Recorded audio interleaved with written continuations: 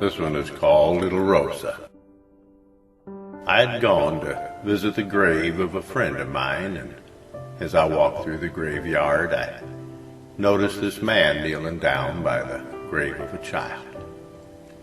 And in his hand he held a big red rose, and tears were streaming down his cheeks.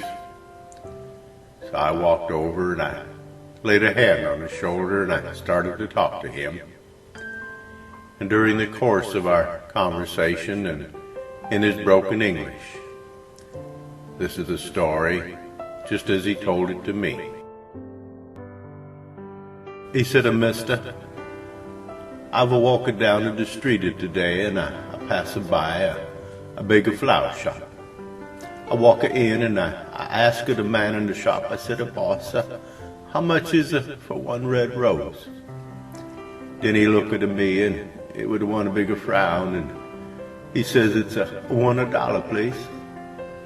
But in a buy, a well-dressed young blonde lady walk in, and she says, how much is for one wet rose? And he looked at her with one big smile, and he says, 10 cents.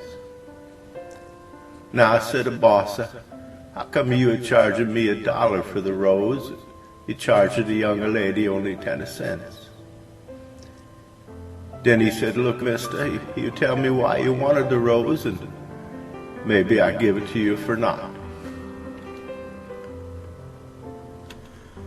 I said, boss, I'm a hard worker man. I work at the railroad, and I don't make it too much money.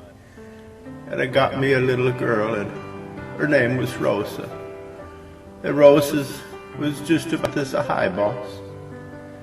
And every day when I come home from work, little Rosa, she come running to meet her papa. And she throw her little arms around my neck, and she say, Papa, and I'd say, Rosa. But one day, boss, I come home from work, and I don't see Rosa. I look down by the railroad track, and I see one big crowd.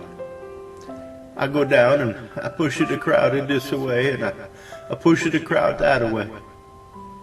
And there, boss, at my feet lay my little Rosa.